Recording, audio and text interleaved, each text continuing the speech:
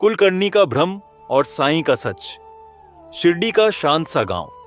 हर सुबह सूरज की सुनहरी किरणें मस्जिद की दीवारों को छूकर जैसे जीवन में नई रोशनी भर देती थीं।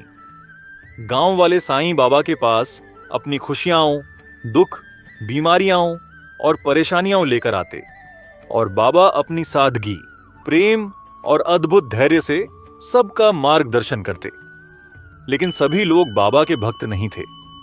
गांव के कुलकर्णी, जो गांव के मामलों के बड़े अधिकारी और थोड़े अहंकारी स्वभाव के थे, बाबा को संदेह की दृष्टि से देखते थे।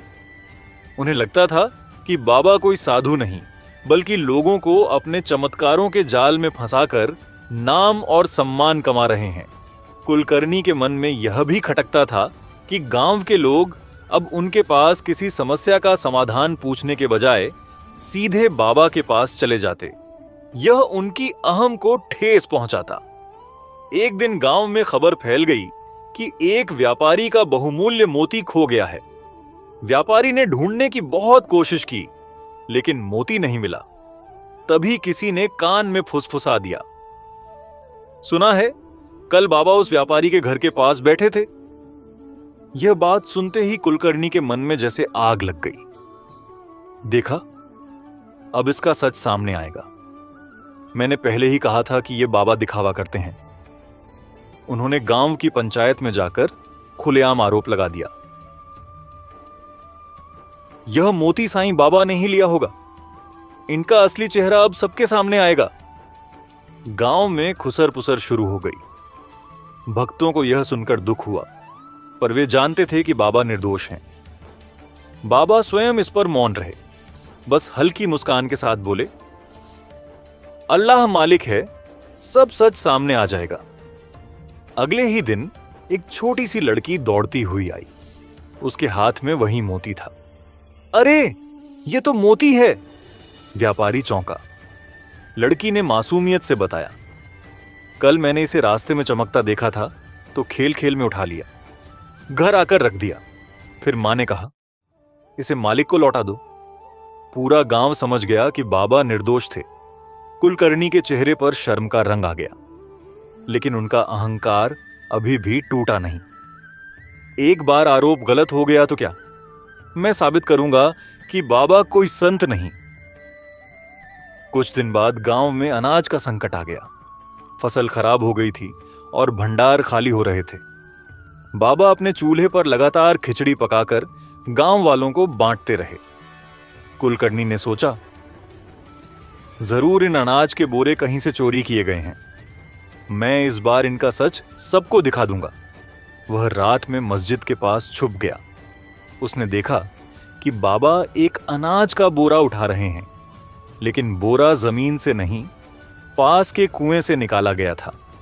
कुलकर्णी को यह देखकर और भी शक हुआ। कुएं में अनाज? जरूर यह चोरी का माल छिपाने का तरीका है।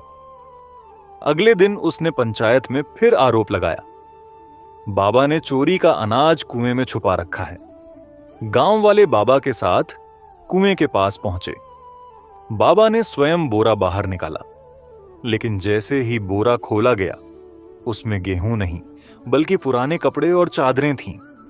बाबा ने समझाया, यह अनाज तो गांव के दानी लोगों ने दिया था, जो जरूरतमंदों के लिए था। बारिश से खराब ना हो, इसलिए मैंने इसे सूखे गोदाम में रखा था। कुएं के पास जो बोरियां हैं, वे पुराने कपड़े हैं, जिन्हें ठंड में बांटना है। गांव वाले फिर समझ गए कि कुलकर्णी का आरोप बेबुनियाद था। कुलकर्णी के लगातार असफल आरोपों के बावजूद बाबा कभी गुस्सा नहीं हुए। लेकिन एक दिन अचानक बाबा ने कुलकर्णी को अपने पास बुलाया। बाबा, कुलकर्णी साहब, आज रात आप मेरे साथ मस्जिद में रहेंगे। कुलकर्णी को हैरानी हुई, पर उन्होंने सोचा, चलो देखता हूं ये रात को क्या करते हैं। रात गहरी होते ही बाबा ने कुलकर्णी को मस्जिद से बाहर ले जाकर एक तंग गली में पहुंचा दिया। वहां एक बीमार वृद्ध महिला भूख से तड़प रही थी। बाबा ने अपने झोले से रोटी, दवा और एक छोटी सी चादर निकाली और उसे दे दी। कुलकर्णी यह देखकर चौंक गए। आप यहां आधी रात में?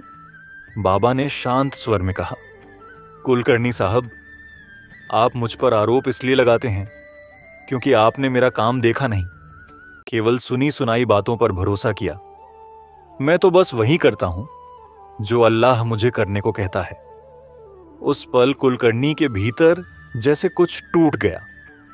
उन्हें याद आया कि बचपन में उनकी मां भी कहती थी, बिना देखे बिना जाने किसी पर दोष मत लगाना। अगली सुबह पंचायत में कुलकर्णी स्वयं खड़े हुए और बोले, मैंने साईं बाबा पर जो जो आरोप लगाए वे सब झूठे थे। मेरी आंखें अब खुल गई हैं। बाबा केवल लोगों की सेवा करते हैं। गांव में सन्नाटा छा गया। फिर धीरे धीरे तालियां और साईं राम के जयकारे गूंज उठे। कुलकर्णी अब बाबा के विरोधी नहीं, बल्कि उनके सेवक बन गए। वे अब हर सेवा कार्य में आगे रहते। यह कहानी हमें सिखाती है कि अहंकार और पूर्वाग्रह इंसान की नजर को धुंधला कर देते हैं। सच्चाई को देखने के लिए पहले मन के पर्दे हटाने पड़ते हैं। बाबा ने अपने शांत स्वभाव और सेवा से यह साबित किया कि सच को किसी बचाव की जरूरत नहीं होती। समय ही उसका सबसे बड़ा गवाह होता है।